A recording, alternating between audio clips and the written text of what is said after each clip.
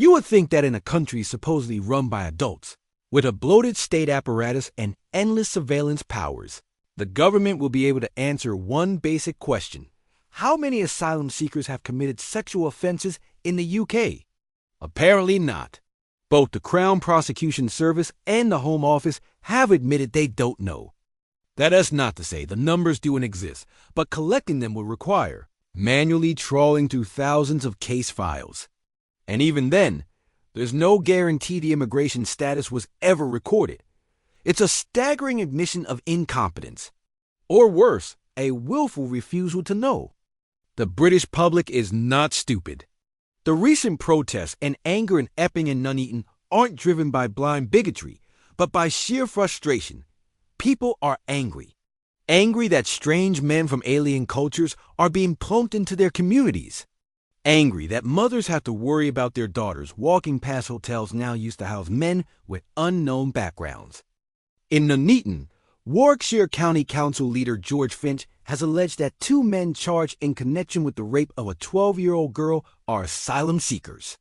In Epping, another asylum seeker was charged with sexually assaulting a minor, sparking protests. These aren't isolated cases. They're part of a broader pattern. Yet the state can't, or won't, track it.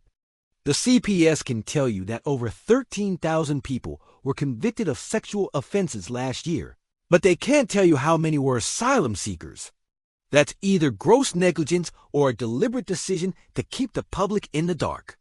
Meanwhile, as taxes soar and public services collapse, tens of thousands of mainly young male asylum seekers are being put up in hotels and private accommodation. They receive weekly stipends, free health care, access to education, and all the benefits of a country that is visibly on the decline. And while many contribute nothing, some are actively harming the people who open their doors. This is not about demolishing all asylum seekers.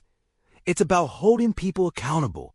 When someone crosses the channel in a dinghy, fleeing war, or just economic hardship, and ends up raping a child in the country that gave them sanctuary, it is a slap in the face. The outrage is not irrational. It's human. Of course, British nationals commit sexual offenses. No one denies that. But when a foreign national does it, especially one who is supposed to be here under the protection of the state, the betrayal cuts deeper. These people were never owed anything. They were given a chance, and they spat in our faces. New Ministry of Justice data shows that up to 23% of sex offense convictions were committed by foreign nationals between 2021 and 2023, despite making up less than 10% of the population. Some nationalities are wildly overrepresented. Afghans and Eritreans, for instance, are over 20 times more likely to be convicted of sexual offenses than British citizens. But we're expected to pretend this is irrelevant or worse, racist to even mention. That logic is nonsense. Culture matters more than skin color. British Indians, for example, who make up 2.3% of the population, are underrepresented in sexual offense statistics. Public concern about foreign nationals committing sexual crimes isn't rooted in racism. It's rooted in the entirely reasonable expectation that our leaders should protect us.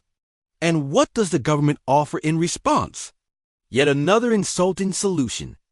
The latest farce is the one-in, one-out migrant deal with France. But anyone with eyes can see it's more like 50 in, maybe 1 out. Under the scheme, Britain not only pays to send small boat migrants back to France, but also foots the bill for bringing other asylum seekers deemed to have better odds of success into the UK from France. That S on top of the hundreds of millions we already paying the French to beef up their policing around Calais. Even worse, the treaty includes a human rights clause that may allow migrants to block deportation just by filing a claim. So once again, we're back to endless legal loopholes, with the taxpayer left to pick up the tab. Yvette Cooper, naturally, couldn't explain when the scheme starts or how many migrants it would involve. When pressed, she fell back on the usual politician tricks: non-answers, canned talking points, jittery body language, no detail, no conviction, and simply not a clue. Meanwhile, the country is falling apart. At any given time, We have fewer than 100 free prison spaces in England and Wales. Our roads are crumbling. The NHS is on its knees. The military is shrinking, and the economy is flatlining. And yet we're expected to accept all of this and house people who do not respect our laws or our women. No, absolutely not. Enough is enough.